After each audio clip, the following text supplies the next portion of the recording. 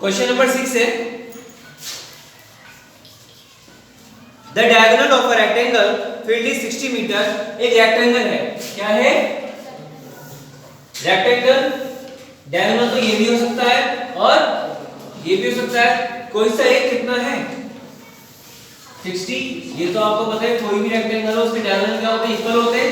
हमें तो फिलहाल किससे मतलब है? एक डायगोनल से मतलब है। किससे? एक डायगोनल से। तो diagonal of a rectangular field is 60 meters more than the shorter side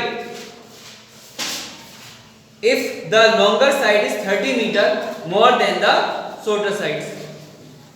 और वो जो आपका डायगोनल है वो 60 किससे बड़ा है? शॉर्टर लेंथ से 60 मोर, क्योंकि 60 मीटर के बाद में कॉमा लगा के लिखा है then the more than shorter side. यानी कि जो शॉर्टर साइड कौन सी होगी? ब्रेड्थ होगी। ये ब्रेड्थ है आपकी और ये लेंथ। यहां पे लिख देंगे let breadth is equal to x। तो डायगोनल कितना हो गया? x plus 60। और ये होता है उसने कि काफी लॉन्गर लेंथ है, जो ब्रेड्थ है वो शॉर्टर हो गई, जो लेंथ है वो लॉन्गर। लॉन्गर जो है वो शॉर्टर से कितने मोर है? 30 मीटर्स मोर है। कितना मोर है? तो ये x प्लस 30 हो गया। तो लेंथ कितनी हो गई? x plus 30। अब a b c d। अब आपका जो b c d है इसमें पाइथागोरस लग गया। अब पाइथागोरस क्यों लगा? क्योंकि रेक्टेंगल के चारों एंगल क्या होते हैं? 90 डिग्री। तो ये एंगल भी कितना होगा? 90। तो in triangle BCD, triangle BCD में हो जाएगा आपका BD square, that means hypotenuse square equal to perpendicular कितना है? BC प्लस बेस कितना है? CD। ठीक है, तो BD कितना हो गया? x प्लस 60 का स्क्वायर इक्वल टू BC कितना है? x, ये x स्क्वायर प्लस CD कितना है? x प्लस 30 का होल स्क्वायर। इसका होल स्क्वायर खोल लेंगे, इसका खोल लेंगे, तो इस क्वेश्चन में क्या आएगी? देखो खोलो, क्या हो जाएगा? x प्लस 60 क्या हो जाएगा? x स्क्वायर प्लस 60 का square plus 2 into x into 60 equal to x square plus इसका बोल दो x square plus 30 square plus 2 into x into 30। ये आपका एक x स्क्वायर से एक x स्क्वायर कैंसिल हो गया। 60 का स्क्वायर 3600 हो जाएगा। ये 2 6 12 120x हो जाएगा। यहाँ पे x स्क्वायर प्लस 3 3 9 900 हो जाएगा। ये प्लस 32 जा 60, ये 60x इधर क्वाड्रेटिक फॉर्म में कन्वर्ट कर लेंगे। पहले x स्क्वायर का टर्म लिखेंगे, उसके बाद x का लिखेंगे और उसके बाद विदाउट x। सबसे पहले आता है x स्क्वायर का टर्म, फिर x की टर्म आती है, उसके बाद विदाउट x और इक्वल टू 0। इस फॉर्म में कन्वर्ट करके फिर इसको सोल्व कर लेंगे। तो किसकी वैल्यू आएगी? x की वैल्यू आएगी। और क्वेश्चन में क्या पूछा है आपसे? Find the sides of the field. Field rectangular है तो ब्रेड्थ है, BC क्या है? ब्रेड्थ है, तो ब्रेड्थ तो ये क्या हो जाएगा? x की वैल्यू आएगी। और लेंथ क्या हो जाएगी? x plus 30। जो x की वैल्यू आएगी वो प्लस 30। जो आंसर आएगा वो हो जाएगा। ठीक है, ये कौन सा क्वेश्चन था? 6। अब देखिए क्वेश्चन नंबर 7। क्वेश्चन नोट कर लीजिए।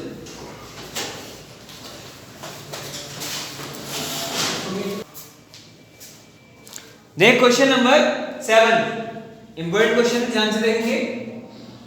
इसमें क्या है? The difference of squares of two numbers is 180। दो नंबर्स हैं, ठीक है, उनका स्क्वायर कितना का सम कितना दे रखा है? सॉरी डिफरेंस दिया है। क्या दिया है बेटा? डिफरेंस। तो एक को हमें ग्रेटर मानना होगा और एक को शॉर्ट। तो लेट कर लो, लेट ग्रेटेस्ट नंबर, क्या? Greatest number equal to x और smallest number equal to y। तो पहली कंडीशन उसने कहा है the difference of squares of two numbers is 180। अब ग्रेटेस्ट में ही तो लोएस्ट माइनस करोगे, तो ग्रेटेस्ट नंबर x है तो x square minus y square equal to कितना दिया आपको 180, इक्वेशन नंबर 1। अब नेक्स्ट वो कह रहा है आपसे the square of smallest number. Smallest number क्या है y, इसका स्क्वायर क्या हो जाएगा y स्क्वायर इस 8 टाइम्स का लॉन्गर नंबर। वो क्या है 8 टाइम्स है, कितने टाइम्स है किसके लॉन्गर नंबर के। लॉन्गर नंबर क्या है x। ये बात क्लियर हो गई, क्या है y square equal to 8x। इसमें आपको y स्क्वायर दिखाई दे रहा है तो क्या लिख देंगे पुट इन 1, यानी इसको हम इक्वेशन 1 में पुट कर देंगे तो क्या आ जाएगा x square minus y square की वैल्यू 8x इक्वल टू 180, तो x square minus 8x minus 180 equal to 0। Equation solve कर सकते हो, फैक्टर होता है तो फैक्टर कर लेना, नहीं होता है तो क्वाड्रेटिक फॉर्मूला, लेकिन इसके फैक्टर ही हो जाएंगे क्योंकि हमें तो नंबर ऐड करने हैं। ठीक है, किसकी वैल्यू आएगी आपके पास x की वैल्यू आएगी, जो x की वैल्यू आएगी वो क्या होगा ग्रेटेस्ट नंबर होगा। अब स्मॉलेस्ट नंबर कैसे निकालोगे y square equal to 8x से, तो y स्क्वायर इक्वल टू जो x की वैल्यू उसमें 8 से मल्टीप्लाई करेंगे, जो भी वैल्यू आएगी तो y इक्वल टू जब स्क्वायर इधर जाएगा तो स्क्वायर रूट में आ जाएगा, तो इसका स्क्वायर रूट निकाल लोगे तो किसकी वैल्यू आएगी y की वैल्यू आएगी। नोट करो जल्दी दोनों को।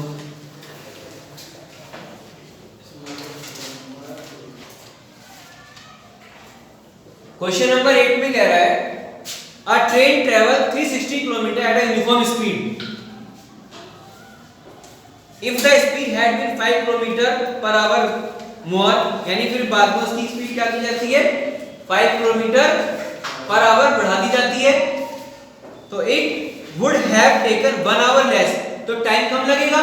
जब स्पीड ज्यादा कर दोगे तो टाइम क्या लगेगा कम लगेगा। तो आपसे पूछ रहा है द स्मॉल सेम जर्नी, वही जर्नी के लिए find the speed of the train, तो जो चीज फाइंड करवाई है उसको हमने क्या राइट कर लिया x। Let speed of the train is x kilometre per hour. अब डिस्टेंस कवर्ड कितना टाइम लग रहा है उसको, सॉरी 360 किलोमीटर जाना है उसको, किलोमीटर में है किलोमीटर में कितनी डिस्टेंस कवर कर रहा है वो 360 किलोमीटर, और टाइम कितना लगेगा। आपके पास फॉर्मूला होता है velocity equal to distance upon time. हमें क्या चाहिए टाइम, तो time is equal to distance upon velocity, यानी स्पीड हो या वेलोसिटी दोनों उसके लिए। तो d कितना आ जाएगा 360 अपॉन x क्या आ जाएगा जो वेलोसिटी राइट की है, यानी कि डिस्टेंस अपॉन वेलोसिटी। स्पीड क्या लो डिस्टेंस अपॉन स्पीड, डिस्टेंस का स्पीड डिस्प्लेसमेंट के साथ वेलोसिटी, तो डिस्टेंस अपॉन स्पीड, डिस्टेंस कितनी है 360 अपॉन स्पीड कितनी है x। अब उसने क्वेश्चन में ये कहा है कि अगर उसकी स्पीड कितनी बढ़ा दी जाए 5 किलोमीटर पर आवर। अभी फॉर्मूला तो क्लियर है, speed into time equal to distance, यानी कि स्पीड इक्वल टू होता है डिस्टेंस अपॉन टाइम। तो हम इस टाइम को यहां पे मल्टीप्लाई पे ले लिया, इस टाइम को यहां मल्टीप्लाई पे ले लिया, तो speed into time equal to distance. Speed कितनी बढ़ाई 5 किलोमीटर पर आवर, थी कितनी वो कितनी गई x प्लस 5 इनटू टाइम पहले कितना लग रहा था 360 अपॉन x, और लेस कितना हो गया 1 आवर, कितना लेस हो गया 1 आवर, तो -1, यानी पहले कितना लग रहा था टाइम इतना, अब कितना लगेगा उसमें से 1 माइनस कर देंगे, इक्वल टू डिस्टेंस तो वही की वही है क्योंकि सेम जर्नी है 360। इसकी मैं इक्वेशन बना देता हूं, देखो x की है 360 अपन x से मल्टीप्लाई करोगे तो बेटा x से x कैंसिल हो जाएगा, कितना बचेगा 360, और x बन जा प्लस माइनस माइनस। अब 5 किससे मल्टीप्लाई करोगे, दोनों प्लस के हैं, 5 0 जा प्लस में, और 5 6 जा 30 का 0 कैरी 3, 5 3 जा 15, 15 और 3 18, अपॉन x, ये तो प्लस में ही रहेगी, प्लस प्लस की मल्टीप्लाई प्लस, अब प्लस माइनस माइनस, 5 वन जा इक्वल टू, कुछ कैंसिल हो रहा है, अच्छा 360 से 360। अब यहां देखो, ये आपके पास आ गया minus x plus 1800 upon x equal to से 5 ले सकते हैं हम।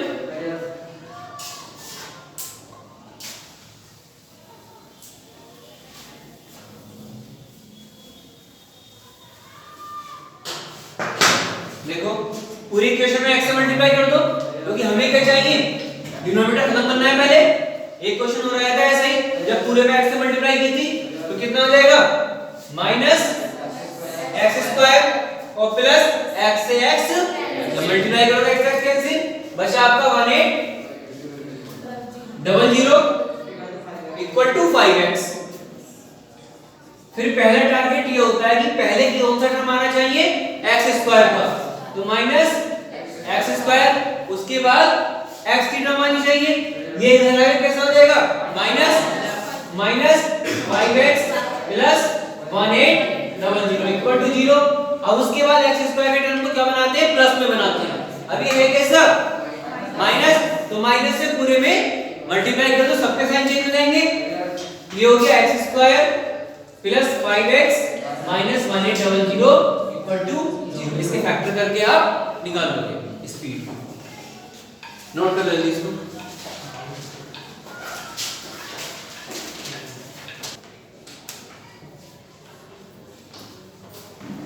नेक्स्ट क्वेश्चन है,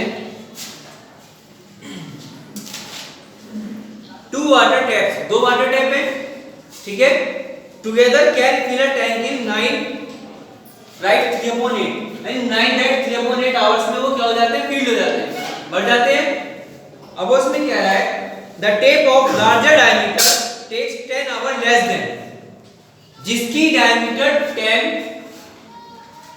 ज्यादा है, कितनी ज्यादा है, 10 आवर्स ज्यादा है, तो 10 आवर्स ज्यादा जो बड़ा है, जिसकी डायमीटर ज्यादा है वो क्या करता है, 10 आवर्स कम टाइम लेता है। कितना कम लेता है, 10 आवर्स कम। तो दो टैंक है, तो क्या करेंगे, let the time taken by the smaller pipe to fill the tank, जो स्मॉलर वाला है उसका टाइम कितना लेट कर लेंगे, x hour, time taken by the larger pipe, अब ये कितना ले रहा है पहले छोटे वाले से, जिसकी डायमीटर कम है, 10 आवर्स कम ले रहा है, तो ये कितना टाइम लेगा, x माइनस 10। अगर छोटा टैंक x आवर टाइम ले रहा है तो बड़ा कितने में लेगा, x माइनस 10। क्लियर। अब उसने कहा है, क्वेश्चन में ये पूछा है आपसे कि smaller one to the fill tank, find the time in which each step can respectively fill the tank. तो दोनों जो है टाइम लेंगे कितना टाइम को लेंगे। अब आपको सिर्फ इतना गिवन है कि 1 घंटे में इतना पार्ट होगा, सॉरी टैंक जो है इतने घंटे में भर रहा है पूरा, इतने आवर्स में कवर हो रहा है वो, कोई एक टैंक है वो इतने आवर्स में पूरा भर रहा है, ठीक है। तो दोनों का टाइम पूछा है कि छोटा टैंक भी और बड़ा टैंक भी कितना टाइम लेंगे इसको पूरा भरने में, ठीक है। तो पहले की बात करते हैं, पहले ने कितना टाइम लिया, x आवर, दूसरे ने कितना लिया फिर x माइनस 10, क्योंकि 10 आवर्स कम ले रहा है। अब हम ये निकालेंगे कि एक 1 आवर में कितना भरेगा। अब छोटा वाला कितना भरेगा, part of tank filled by smaller tank in 1 hour, यानी 1 घंटे में कितना भरेगा, उसका उल्टा कर देंगे, जितना मेरा था ये 1/x। और जो दूसरा है part of tank filled by larger tank in 1 hour, 1/x minus 10। Clear हो गया इतना। अब टैंक भरा कितने टाइम में टोटल, 9 टाइम 3/8 में, 9 8 जब 72 में 3 ऐड हो जाएगा तो 75/8 hour, tank filled in 1 hour equal to उसी की तरह ले लिया हमने, 1 आवर में कितना होगा, इसी का उल्टा हो जाएगा, यानी 1/75/8, ये 8 आपका ऊपर चला जाएगा तो 8/75। अब इसमें पूछा है आपसे speed, sorry find the two number, sorry, fill the tank, कितने आवर में टैंक भरेगा। दोनों की स्पीड पूछी है, टाइम आवर, छोटे का भी और बड़े का भी। तो इसमें कर देंगे आप